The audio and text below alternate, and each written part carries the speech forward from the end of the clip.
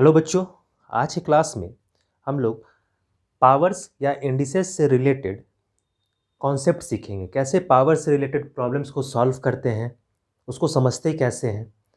Basically हम लोग चार तरह के पावर्स के फॉर्मूले को याद रखते हैं। जैसे अगर बेस गिवन है ए और उसका पावर क्या है एम, बेस क्या है ए और पावर एम है, और साथ ही साथ ये प्रोडक्ट के फॉर्म में कुछ इस तरह से दिया गया है। क्लियर है? ए के पावर एम इंटू ए के पावर एन, इसको हम लोग लिख सकते हैं डायरेक्टली बेस के पावर एम प्लस एन। ये फर्स्ट फार्मूला हो गया। ठीक है, इसको याद रखेंगे ताकि इसके हेल्प से हम लोग प्रॉब्लम को सॉल्व कर पाए। ये फार्मूला नंबर फर्स्ट है। अभी इसके प्रूफ में नहीं जाना है, अभी बस इस फार्मूला को हम लोग याद रखेंगे और इसका डायरेक्टली यूज़ करेंगे।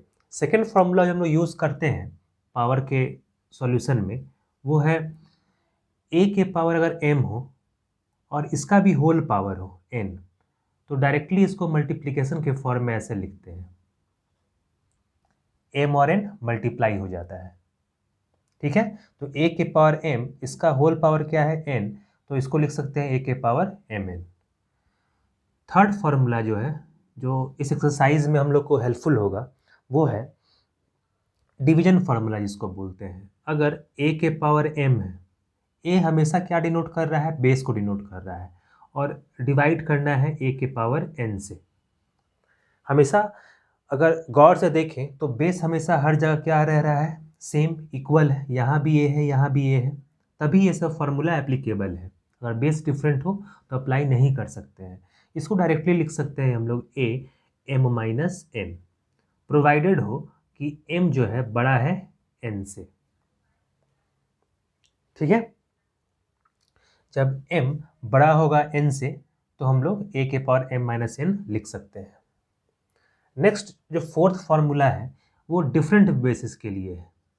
ठीक है, एक यही फार्मूला है जो हम लोग को याद रखना है जो डिफरेंट बेस के लिए है। जैसे a के पावर m हो और एक दूसरा बेस है b, उसके पावर भी m हो। अब यहाँ पे सिमिलैरिटी क्या है कि पावर इक्वल है। यहाँ पे बेस इक्वल हुआ करता था a, और यहाँ पे पावर जो है वो इक्वल है और बेसिस अलग अलग है। तो जब पावर इक्वल होता है तो बेस मल्टीप्लाई होता है, तो ऐसा लिख सकते हैं a b to the power n. ठीक है, तो इन चार फॉर्मूला के हेल्प से हम लोग इस एक्सरसाइज नंबर 1.6 को सॉल्व करेंगे। कैसे इसको अप्लाई करना है, कैसे समझना है प्रॉब्लम को, ये हम लोग सवाल के हेल्प से देखते हैं। तो एक्सरसाइज नंबर 1.6 को शुरू करते हैं सॉल्व करना। प्रॉब्लम नंबर फर्स्ट लेते हैं। क्वेश्चन नंबर फर्स्ट है find 64 to the power half. Problem number first क्या दिया गया है 64, और इसका पावर क्या दिया गया है हाफ। तो पावर के हेल्प से हमको कैसे सॉल्व करना है इसको, तो इस तरह से आगे बढ़ेंगे। 64 को हम लोग प्राइम फैक्टराइजेशन से किस तरह से लिख सकते हैं वो देख लेते हैं। तो 64 को हम लोग 2 के पावर 6 लिख सकते हैं।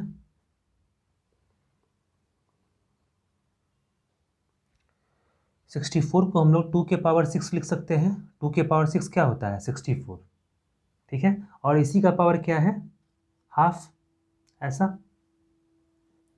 अब हम लोग पावर के जो चार फार्मूला को जानते हैं उसमें से देखेंगे कि ये किस फार्मूला में सेट हो रहा है। ये इस फार्मूला में सेट हो रहा है ए के पावर एम मल्टी और के पावर होल पावर एन पे सेट हो रहा है। ए के power m whole to the power n पे सेट हो रहा है, और इसको क्या लिखते हैं हम लोग ए के पावर एम इंटू एन, ऐसा लिखते हैं। ए की जगह पे क्या है 2, एम की जगह पे 6 है और एन की जगह पे हाफ है, ऐसा है। तो हम लोग डायरेक्टली क्या लिख सकते हैं ए के पावर एम एन, तो इसको लिख सकते हैं हम लोग 2 के पावर 6 मल्टीप्लाइड बाई हाफ, ऐसा होगा। और इस 2 से इसको कैंसिल आउट कर सकते हैं 3, तो फाइनली ये रिड्यूस हो जाएगा 2 के power 3 that is equals to 8। ठीक है, तो जब भी इंडिसेस का या पावर्स का सवाल मिलेगा तो हम लोग जो भीतर वाले टर्म है जिसको बेस कहेंगे उसको रिड्यूस कर लेंगे प्राइम फैक्टराइजेशन के फॉर्म में। क्लियर है? तो इसे 2 के पावर 6 को हम लोग क्या लिख सकते हैं 64, और ये 2 के power 6 whole to the power क्या है हाफ, तो ये a के पावर m के पावर n पे है, जहाँ a का वैल्यू 2 है, m का वैल्यू 6 है, n का वैल्यू हाफ है। इसको डायरेक्टली हम लोग क्या लिख सकते हैं a के पावर mn। तो 2 क्योंकि a का वैल्यू क्या है 2 और मल्टीप्लाइड बाई 6 इंटू हाफ लिख सकते हैं, और इसको कैंसिल आउट किए तो 2 के पावर 3 बचा इक्वल्स टू 8। ठीक है, तो 64 के पावर हाफ का मतलब हो गया 8। इसको हम लोग इस तरह से भी समझ सकते हैं कि हाफ का मतलब होता है स्क्वायर रूट, यानी 64 पे स्क्वायर रूट इस तरह से गिवन है, तो इसका वैल्यू क्या लिखते हैं हम लोग 8। अगर रूट है इस तरह से और ये गिवन है ऐसा तो ये स्क्वायर रूट है, इसका मतलब होता है कि इस रूट के भीतर कोई ऐसा नंबर ढूंढना है जिसको 2 बार मल्टीप्लाई करने पे ये नंबर मिले 64। तो 8 मल्टीप्लाइड बाई 8 क्या होगा 64, तो स्क्वायर रूट कितना हो जाएगा इसका 8, तो यहाँ क्या मिला 8। तो अभी इस कॉन्सेप्ट को नहीं सीखना है, अभी हम लोग को पावर के यूज से हम लोग को प्रॉब्लम्स को सॉल्व करना है। क्लियर है? तो ये a के power m whole to the power n के फॉर्मूला पे सेट होता है और उसी से ये बनेगा। तो फाइनल आंसर कितना होगा इसका 8। नेक्स्ट प्रॉब्लम नंबर 2 पे मूव करते हैं। सेकेंड प्रॉब्लम है 32 टू द पावर 1/5। इसको भी आसानी से सॉल्व कर सकते हैं। सेकेंड है 32 टू द पावर 1/5। सबसे पहले इसको रिड्यूस करना होगा। 32 को हम लोग लिख सकते हैं 2 के पावर 5 और ये है होल टू द पावर 1/5। ये अगेन प्रीवियस प्रॉब्लम की तरह इसमें रिड्यूस हो गया, a के power m whole to the power n equals to a के पावर mn। इसमें रिड्यूस हो गया, जहाँ a का वैल्यू कितना है 2, m का वैल्यू 5 है, यहाँ से देख लेंगे, और n का वैल्यू हाफ है। तो बस पावर को मल्टीप्लाई करना है, तो लिख सकते हैं हम लोग 2 5 मल्टीप्लाइड बाई 1/5। इस 5 से 5 कैंसिल हो जाएगा और इसको हम लिख सकते हैं 2। तो 32 के पावर 1/5 का वैल्यू कितना होगा 2।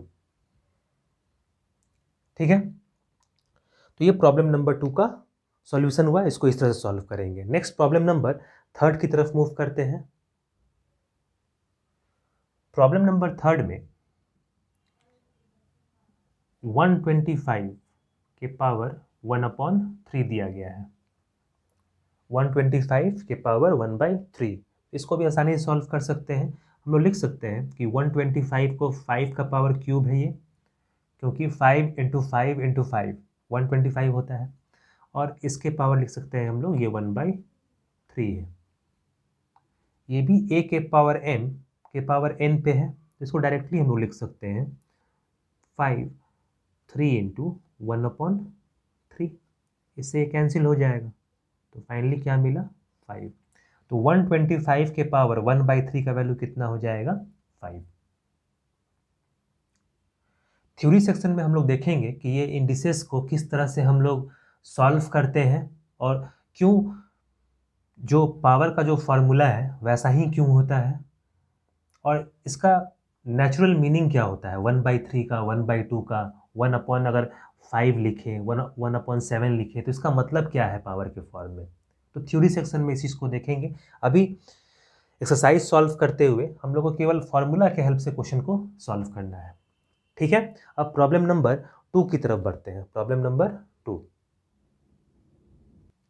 प्रॉब्लम नंबर 2 में इसमें भी पावर के फॉर्म में दिया गया, जैसे क्वेश्चन में दिखाई दे रहा है, फाइंड 9 के पावर 3/2। तो 9 टू द पावर 3/2 ये क्वेश्चन नंबर 2 का फर्स्ट प्रॉब्लम है। इसको सॉल्व करना है, तो सभी को एक ही तरीके से सॉल्व करना है। तो 9 को पहले रिड्यूस कर लेंगे किसी पावर के फॉर्म में, तो 9 को हम लोग कैसे लिख सकते हैं, ये 3 का स्क्वायर है, 3 मल्टीप्लाइड बाई 3 क्या होता है 9, तो 3 स्क्वायर लिख सकते हैं, और इसका पावर क्या है 3/2। अगेन ये a के पावर m के पावर n है, दैट इज इक्वल्स टू क्या लिखेंगे, a के पावर mn, ऐसा लिखेंगे। a की जगह पे 3 है, m की जगह पे 2 है और n की जगह पे 3/2 है। तो केवल पावर को मल्टीप्लाई करेंगे, तो पावर को मल्टीप्लाई करने पे जो मिलेगा वो कुछ ऐसा होगा, 2 मल्टीप्लाइड बाई 3/2। इसको कैंसिल आउट करेंगे तो यहाँ मिलता है 3 के power 3, that is equals to 27। 3 का क्यूब का मतलब क्या हुआ, 3 को 3 बार मल्टीप्लाई करना है, तो 3 इंटू 3 9, 9 इंटू 3 27। तो 9 के पावर 3/2 का वैल्यू कितना हो जाएगा, 27। क्लियर है, समझ में आया होगा। नेक्स्ट प्रॉब्लम नंबर 2 की तरफ बढ़ते हैं। प्रॉब्लम नंबर 2 में गिवन है 32 और इसके पावर दिया गया है 2/5। इस प्रॉब्लम को या किसी भी प्रॉब्लम को, इस एक्सरसाइज के किसी भी प्रॉब्लम को हम लोग डिफरेंट तरीका से बना सकते हैं, लेकिन अभी के लेवल में, क्लास 9th के लेवल में हम लोग को पावर्स के हेल्प से ही इसको सॉल्व करना है। तो इस बात का ध्यान रखेंगे कि फॉर्मूला याद रहे और उसका डायरेक्ट यूज़ करके हम लोग इसको सॉल्व करेंगे। और एक बार फिर से बताएं कि थ्योरी सेक्शन में जब पावर्स को डील करेंगे तो उस समय हम बताएंगे कि किस तरह से पावर्स के प्रॉब्लम्स को नेचुरली, जिसके लिए पावर्स होता है उसको समझेंगे कैसे और सबका मीनिंग क्या होता है, जैसे 2/5 का क्या मीनिंग है वो उस वक्त बताएंगे। तो यहाँ पे इसको इस तरह से लिख सकते हैं हम लोग, 32 है तो 2 के पावर 5 होता है 32। और ये कैसे पता करेंगे, तो 32 का प्राइम फैक्टराइजेशन करेंगे। प्राइम फैक्टराइजेशन क्या होता है, 32 को प्राइम नंबर से डिवाइड करना। तो ये ऐसा लिख सकते हैं,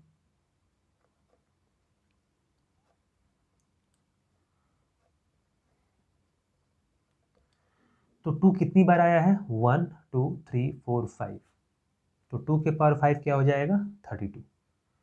और इसका भी पावर क्या है, 2/5।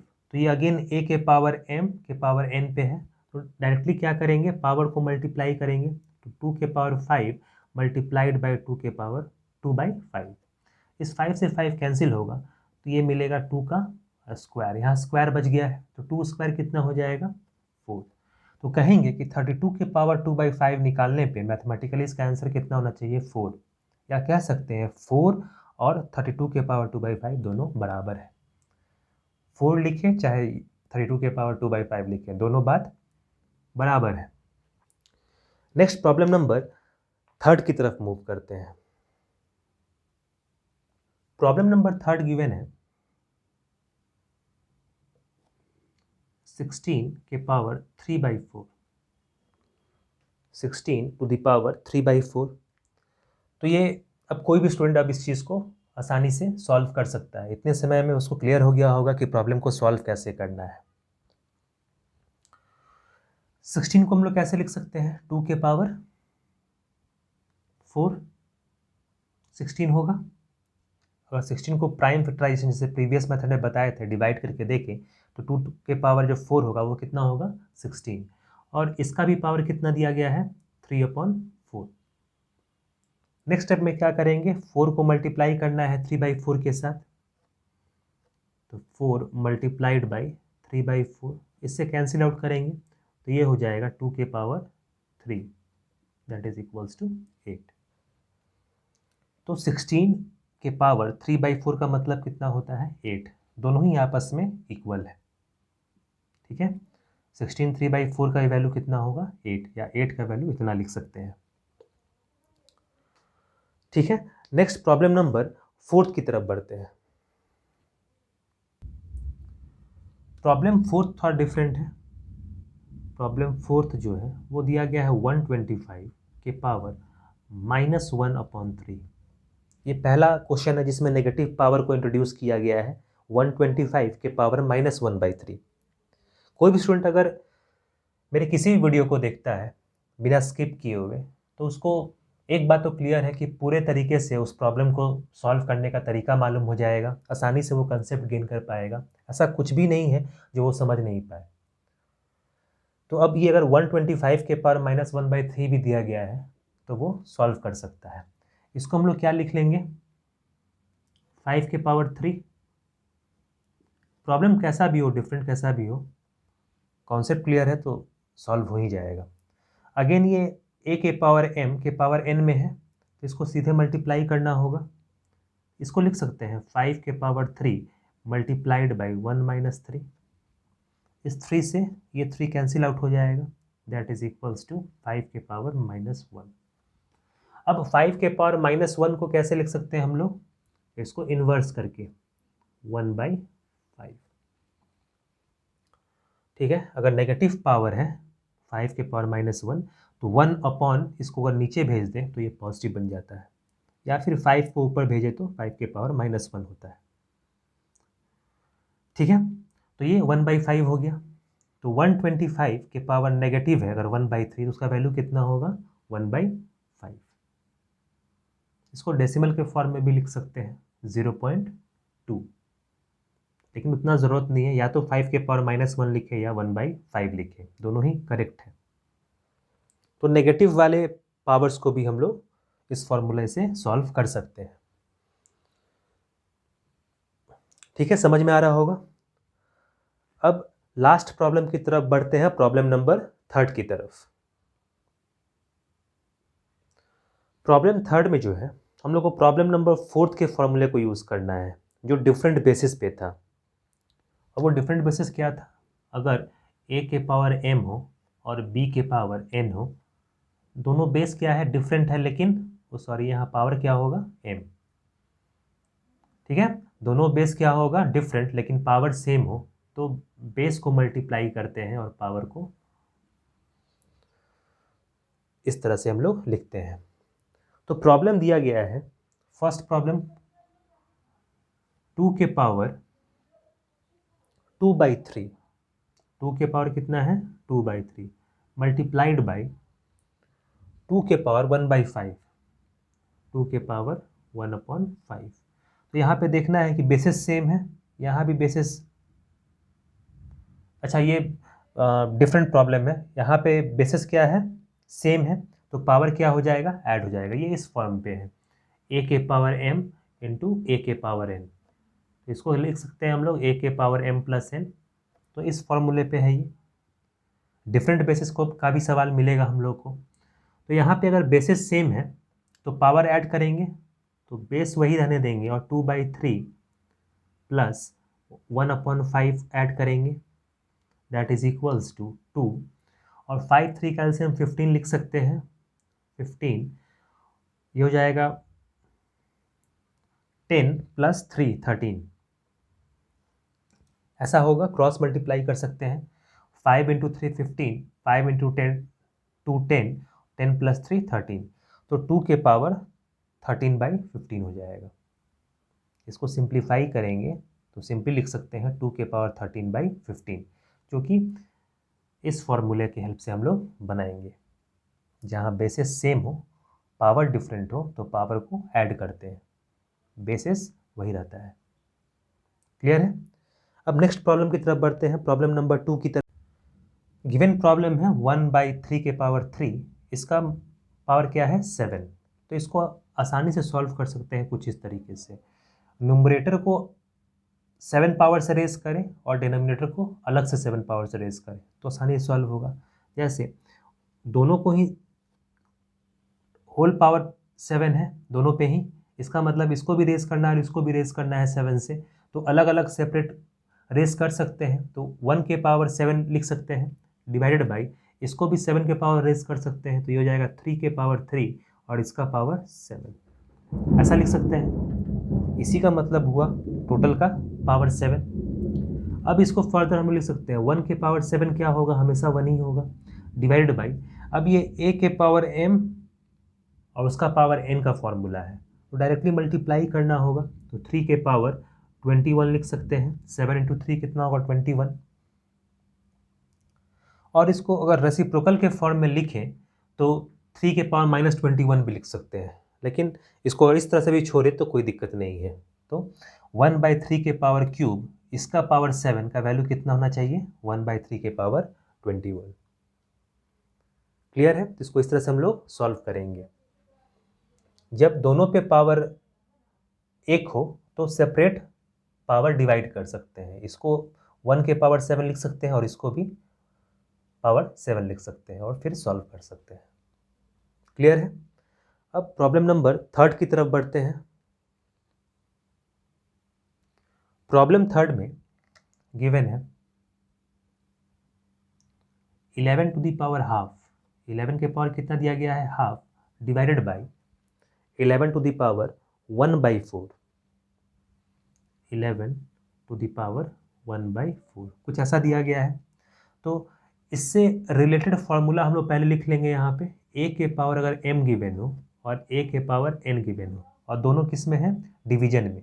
यहाँ बेस देखना है, बेस यहाँ पे क्या है, a और a सेम है, यहाँ भी बेस सेम है, बस पावर डिफरेंट है। इसको हम लोग क्या लिखते हैं, a के पावर m में से n को सब्ट्रैक्ट कर लेते हैं, घटा लेते हैं।